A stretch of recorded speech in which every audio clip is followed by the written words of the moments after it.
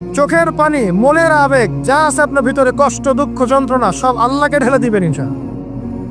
নিজের আবেগ ধরে রাখবেন এখানে, আপনি আল্লাহর জন্য ঢেলে দিবেন। মানুষকে আবেগ দেখা কি না? মানুষ আপনার চোখের পানির মর্ম বুঝবে? মানুষ কি মানুষের চোখের পানির মর্ম বোঝে? আপনার পিতা যদি মারা যায়, আমার কাছে এসে দোয়া চান কান্নাকাটি করে, আমি দোয়া করতে পারবো, কিন্তু আমি কিন্তু আপনার ফিলিংসটা বুঝতে পারবো না। আপনার অনুভূতি কে বুঝতে পারবেন? আল্লাহ পাক আপনার ঘাড়ের রগের চেয়েও কাছে আছে। সুবহান সুবহান, আল্লাহ পাক ঘাড়ের রগের চেয়ে কাছে আছে। গতকালকে বাংলাদেশের একজন বরেণ্য আলেমের সাথে একটা কনফারেন্সে ছিলাম। উনি বলছিলেন যে এক ব্যক্তি, এটা শোনেন, এক ব্যক্তি খুব তার শখ যে তিনি সাহাবীদের মতো নামাজ পড়া শিখবেন। কথা বুঝতে পারছেন? সাহাবীদের মতো নামাজ শিখবেন। তো একজন বরেণ্য আলেমের কাছে এসেছেন, এসে বলছেন যে আমাকে সাহাবীদের মতো নামাজ শিখিয়ে দেন। তখন সেই আলেম আরেকজন আলেমের সন্ধান দিয়েছেন, যা তুমি তার কাছে যাও, তিনি শেখাবেন। তো সেই ব্যক্তি তো অবাক হয়েছেন, কারণ যাকে প্রশ্ন করেছিলেন তিনি অনেক বড় মুহাদ্দিস, আর যার কাছে পাঠানো হচ্ছে তিনি অত বড় মুহাদ্দিস নন, কিন্তু আবেদ, আমল করেন। তাকে গিয়ে বলছেন উনি আমাকে পাঠিয়েছেন সাহাবী বলে নামাজ শিখিয়ে দেন। তখন তিনি বলছেন ঠিক আছে, সুন্দর করে ওযু করে আসো, সুন্দর করে ওযু করে আসো। ওযু করার সময় খালি খেয়াল রাখবা যে আমি ওযু করছি শুধু আল্লাহর সন্তুষ্টির জন্য। কি খেয়াল রাখবেন? ওযু করছি শুধু আল্লাহকে রাজি খুশি করার জন্য ওযু করছে, আর কোনো উদ্দেশ্য নয় আমার। ওযু করতে যাচ্ছে, তিনি আবার বলছেন দাঁড়াও, শুধু আল্লাহকে রাজি খুশি করার জন্য ওযু করো। আবার শুরু করছেন, আবার বলছে শোনো, শুধু আল্লাহকে রাজি খুশি করার জন্য ওযু করো। এভাবে বলতেই আছেন, নামাজে দাঁড়িয়ে আছেন, দাঁড়ানোর আগে বলছেন শোনো, শুধু আল্লাহকে রাজি খুশি করার জন্য নামাজ পড়ো। বলতেই আছেন। এক পর্যায়ে সে ব্যক্তি নামাজ শুরু করলো, নামাজে মনোযোগ এদিক ওদিকে যায়, আর তার মাথায় এটা আসে, এই শুধু আল্লাহকে রাজি খুশি করার জন্য আমাকে নামাজ পড়তে হবে, শুধু আল্লাহকে রাজি খুশি করার জন্য নামাজ পড়তে হবে। এই চিন্তা তার মনের মধ্যে ঘুরপাক খাচ্ছে। এভাবে নামাজটা সে শেষ করেছে। শেষ করে চিন্তা করছে যে নামাজ তো পুরোপুরি মনোযোগ দিতে পারলাম না। বারবার মাথার মধ্যে এরকম চিন্তা আসছে, আল্লাহ আমাকে তো মাফ করে দাও, নামাজটা আমার মনে হলো না ঠিক মতো। তখন সে ফিরে এসে তার সে ওস্তাদকে বলছেন আমার তো নামাজ এরকম করে পড়লাম, কিন্তু শেষমেশ মনে হলো যে নামাজটা হয়তো কবুল হয় নাই। আল্লাহর কাছে খুব মাফ চাইলাম, আল্লাহ আমাকে মাফ করে দাও, নামাজটা মনে হলো না। তখন সেই যে প্রথম ব্যক্তি যিনি পাঠিয়েছেন তিনি বলছেন এটাই হলো সাহাবী বলা নামাজ। তারা আল্লাহকে রাজি খুশি করার জন্য নামাজ পড়তেন, নামাজ শেষ করে আল্লাহর কাছে ইস্তেগফার করতেন, আল্লাহ কিছুই হলো না, কিছুই হলো। আর কথা কি বুঝতে পারছেন? অতএব আল্লাহকে রাজি খুশি করার জন্য আপনি আপনার আবেগ, আপনার ইবাদত সব ঢেলে দিবেন ইনশাআল্লাহ। অন্য কারো কাছে কিছু পাওয়ার আশা করব। আমাকে আল্লাহ পাঠিয়েছেন দুনিয়াতে নামাজ পড়তে, রোজা রাখতে, দিনের প্রচার করতে, দিনের জ্ঞান অর্জন করতে, এই তো। তা আমি একজন মেয়ের জন্য জীবন নষ্ট করে দিব কেন? আমি তাহলে আল্লাহর কাছে কি মুখ দেখাবো, আর নবীর কাছে কি মুখ দেখাবো? ওখানে গিয়ে বলবো আল্লাহ আমি আমার অমুক প্রেমিকার জন্য আশেক হয়ে একদম জীবন দিয়ে দিয়েছি, আত্মহত্যা করেছি। গেছে ভাই, যাইতে দেন। যে ব্যক্তি আপনার অবস্থানকে মূল্যায়ন করে নাই সে আপনার যোগ্য ছিল না। এখন আপনি কি করবেন? নিজের অবস্থান উন্নত করেন, আপনার পিছনে লাইন ধরে ঘুরবে ইনশাআল্লাহ। এটাই বাস্তবতা। দুনিয়া খুব খারাপ জিনিস। মানুষ মানুষের অবস্থানকে মূল্যায়ন করে, মানুষের অবস্থানকে মূল্যায়ন করে, কিন্তু আল্লাহ রাব্বুল আলামিন আপনাকে সর্বাবস্থায় ভালোবাসেন। আলহামদুলিল্লাহ। এই যে আমরা এখন অনেক পাপ করছি না, আল্লাহকে আমাদেরকে আযাব দিয়ে ধ্বংস করে দিয়েছেন। আল্লাহ পাক এখনো আমাদেরকে ভালোবাসেন, রহম করেন, আল্লাহ পাক অপেক্ষা করছেন কখন তওবা করবে, আমি তওবা কবুল করব। এই কখন আমার বান্দা খেলে একবার বলে আস্তাগফিরুল্লাহ, আল্লাহ পাক সাথে সাথে মাফ করে দিবেন। আর সেই আল্লাহকে ভুলে আপনি কার পিছনে ছুটছেন? আমরা কিন্তু নিয়ত করতে পারি ভাই যে আমরা যারা ওয়াজ শুনলাম জীবনে কোনোদিন সিগারেটে হাত দিব না ইনশাআল্লাহ। রাজি আছি ভাই? অন্য বড় বড় জিনিস তো বহুত দূরের কথা। আচ্ছা, অনেকে রাজি হয় নাই কেন? আপনারা কি অলরেডি আসক্ত? আমি অনেক ভাইকে দেখেছি মাশাআল্লাহ ইফতার খুলেই একদম ব্যঞ্জন টানা শুরু করেছে। হ্যাঁ, এটা যে হারাম আপনাদের কেউ ওয়াজ করে শোনায় নাই? এটাকে কি মনে করেন আপনারা, হারাম না হালাল? কেউ বলেছে মাকরু, নাকি মাকরু ফতোয়া দিয়েছে? মাকরু শব্দের অর্থ জানেন আপনি? মাকরু শব্দের অর্থ কি একটু শোনেন। সূরা বনী ইসরাঈল খুলবেন। কোন সূরা? সূরা বনী ইসরাঈল। আল্লাহ পাক বলছেন আমি বনু ইসরাঈলকে এই কাজগুলো করতে নিষেধ করেছি। কোন কাজ? জেনা করো না, জেনার ধার কাছে যেও না, এতিমের মাল আত্মসাৎ করো না, শিরিক করো না ইত্যাদি। যারা আলেম আছেন তারা আমার কথা বুঝবেন। এই কাজগুলোর পরে আল্লাহ পাক বলছেন যে এই প্রত্যেক প্রত্যেকটা কাজ আল্লাহর কাছে মাকরুহ, অপছন্দের। কিসের? অপছন্দ। আর এটাকে আপনি সহজ মনে করছেন? নিয়াত করি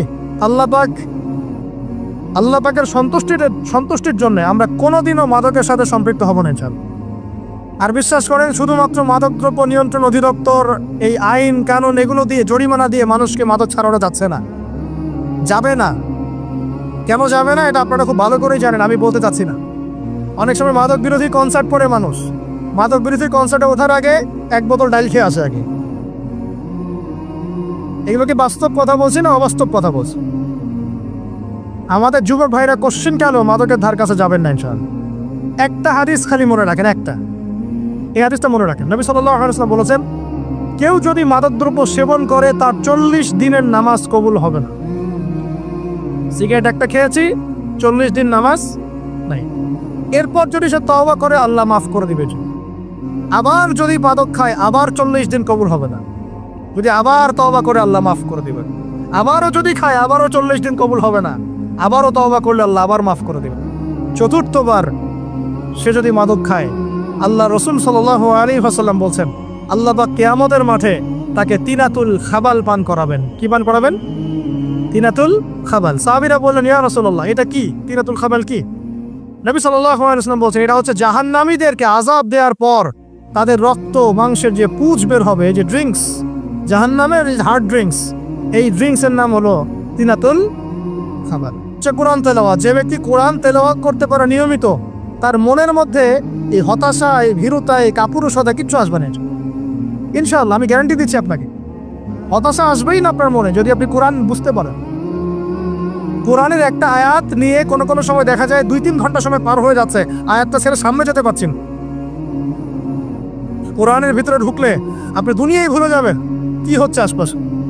আমি এমন অনেক আলেমকে দেখেছি যে একটা বই, পাতলা একটা বই, আরবি বই নিয়ে পড়া শুরু করেছেন, যে ফজরের পরে জোহরের ওয়াক্ত হয়ে যাচ্ছে, বইটাই শেষ করতে পারেননি। বুঝতে পারলাম? যখন আপনি ইলমের ভিতরে ঢুকে যাবেন, কোরআনের ভিতরে, হাদিসের ভিতরে, আপনার দুনিয়ার খেয়ালই নাই। একজন আলেম, তিনি এক রাত্রে একটা বই লিখেছিলেন, চটি বই, এক রাত্রের মধ্যে। বলা হচ্ছে, তার সম্পর্কে বলা হচ্ছে যে রাতের খাবার তাকে দেয়া হয়েছে, যে আপনি এটা খেয়ে নেন। তো এই খাবারটা পাশেই আছে, খাবারটা খাবো, এটা লিখে খাবারটা খাবো, এরকম তার চিন্তা ছিল। ফজর হয়ে গেছে, বই লেখাও শেষ, খাবার এই অবস্থায় পড়ে আছে, ডুবে গেছেন ভিতরে, খাওয়ার মাথায় খেয়াল নাই।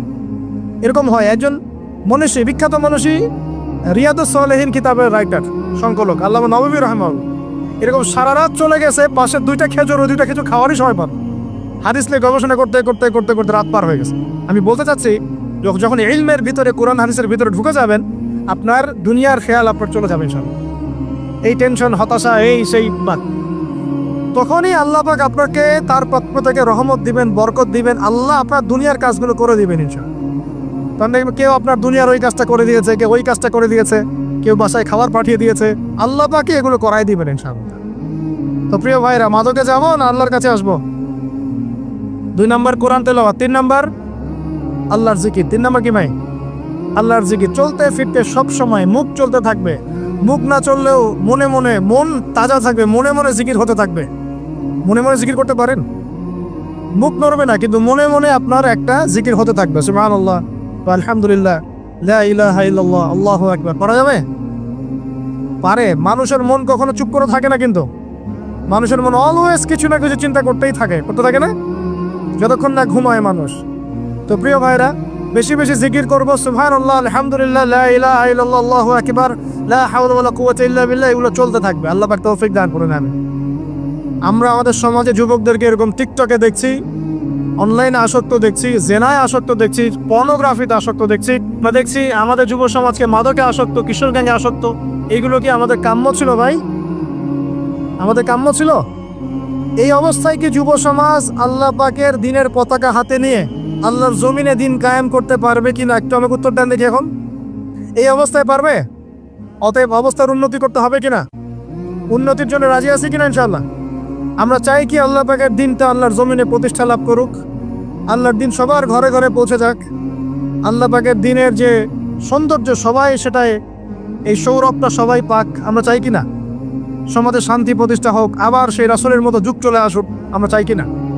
অতএব আমাদের সবাইকে যৌবনের এই প্রলোভনগুলো থেকে বেরিয়ে এসে আল্লাহ পাকের ইবাদতে আত্মনিয়োগ করতে হবে। আল্লাহ পাক আমাদের সবাইকে তৌফিক দান করুন, বলি আমিন। আমাদের সবাইকে আল্লাহ রাব্বুল আলামিন কোরআন এবং হাদিসের গভীর জ্ঞান অর্জন করার তৌফিক দান করুন, বেশি থেকে বেশি ইবাদত করার তৌফিক দান করুন। আল্লাহ পাক সবাইকে হারাম সমস্ত রিজিক থেকে বাঁচিয়ে রাখুন, জেনা, ব্যভিচার এবং নারীর ফিতনা, মাদক থেকে আল্লাহ বাঁচিয়ে রাখেন। আল্লাহ পাক আমাদের সবাইকে হালাল রিজিক, হালাল সম্পর্ক যথেষ্ট করে দিন। আল্লাহ পাক আমাদের সবাইকে যেন দিনের দাওয়াতের মেহনত করার তৌফিক দান করেন এবং আলেম ওলামার সাথে পরামর্শ করে দিন শেখার এবং বোঝার তৌফিক দান করেন। যুবতী দিনী বোনদের জন্য, এখানে বোনরা আছেন না? আছেন কি না? দিনী বোনরা আছেন? একটা নসিহত দিনী বোনদের জন্য আমি একটা নসিহত করতে চাচ্ছি, একটা নসিহত। আমার এই একটা নসিহত একটু মন দিয়ে শুনুন প্রিয় দিনী বোন। রাসূলুল্লাহ সাল্লাল্লাহু আলাইহি ওয়াসাল্লাম আমাদের দিনী বোনদের জন্য জান্নাতে যাওয়ার একটা ফর্মুলা বলে দিয়েছেন। আমি কি বলবো সেটা? আচ্ছা, রাসূলুল্লাহ সাল্লাল্লাহু আলাইহি ওয়াসাল্লাম বলেছেন আমাদের দিনী বোনেরা, আমাদের মায়েরা, এই নারী জাতি মাত্র 4টা কাজ করলে জান্নাতের যে কোনো দরজার ইচ্ছা প্রবেশ করতে পারবেন। স্যার খুশি হন নাই? কয়টা কাজ? মাত্র 4টা। এক, যদি আমাদের দিনী বোনেরা 5 ওয়াক্ত নামাজটা ওয়াক্ত মতো পড়ে, আল্লাহ পাক তৌফিক দান করুন, বলি আমিন। 2 নাম্বার, যদি তারা রমাদান মাসের রোজাটাকে ঠিক মতো আদায় করতে পারে। 1 নাম্বার 5 ওয়াক্ত নামাজ ঠিকঠাক আদায় করা, 2 নাম্বার রমজান মাসে সওম রাখা, 3 নাম্বার তাদের লজ্জাস্থানের হেফাজত করা, মানে শরঈ পর্দা মেনটেন করা, শরঈ পর্দা মেনটেন করা। এবং আমি বলে দেই, চেহারাটা আপনাদের পর্দার অন্তর্ভুক্ত। এটা নিয়ে অনেক বাকবিতণ্ডা হয় না সমাজে, চেহারা দেখানো যাবে কি যাবে না ইত্যাদি। চেহারা আপনার পর্দার অন্তর্ভুক্ত বিষয়, ফুল স্টপ। এর উপরে ফতোয়া অনেকভাবে দিচ্ছে, কিন্তু বরেণ্য উলামায়ে কেরামের কিতাবগুলো ঘাটাঘাটি করেন, তাদের ফতোয়া হচ্ছে চেহারা আপনার পর্দার অন্তর্ভুক্ত বিষয়, চেহারা ঢেকে রাখবেন, আল্লাহ পাক তৌফিক দান করুন। চোখ থাকবে খোলা, ঠিক আছে। 4 নাম্বার, স্বামীর আনুগত্য করতে হবে। স্বামীর আনুগত্য, এই যে আনুগত্য শব্দ শুনলেই মানুষের একটা মানে নেগেটিভ ধারণা তৈরি হতে পারে। স্বামীর আনুগত্য মানে কি আমি তার দাসত্ব করব? আনুগত্য মানে, প্রিয় দিনী বোন, আনুগত্য মানে দাসত্ব নয়। আনুগত্য মানে কোরআন সুন্নাহর যে বিধানগুলো আপনার স্বামী আপনাকে পালন করতে বলবে, আপনি সেগুলো করবেন, আপনি করতে বাধ্য। কিন্তু স্বামী যদি কোরআন সুন্নাহর বাইরে কিছু করতে বলে, সেটা মানতে আপনি বাধ্য নন। স্বামী যদি আপনাকে বলে যে সুদ খাও, এই সুদি এনজিওতে আসো, নাম লেখাও। স্বামী যদি আপনাকে বলে যে আসো বেপর্দায় বাইরে যাই, সাজুগুজু করে বের হও, চলো ঘুরে আসো বেপর্দায়। স্বামী যদি বলে দেবরকে একটু খাবারটা দিয়ে আসো, আমার অফিসের কলিগ আসছে, খাবার পরিবেশন করো, আসো ডাইনিংয়ে আসো, এই যে হারাম কাজ, বেপর্দার আদেশ করছে, সুদের আদেশ করছে, আপনি সেগুলো পালন করবেন না। কিন্তু হালাল বৈধ যে কোনো বিষয় আপনি স্বামীর আনুগত্য করবেন, এটা আপনাদের ফরজ। এই 4টা কাজ যদি আপনি করতে পারেন, জান্নাতের যে কোনো দরজারই ইচ্ছা আপনি প্রবেশ করতে পারবেন ইনশাআল্লাহ। আল্লাহ পাক আমাদের দিনী বোনদেরকে এই 4টা কাজ করার তৌফিক দান করুন। আমাদের সবাইকে আল্লাহ পাক জান্নাতের জন্য কবুল করুন, বলি আমিন।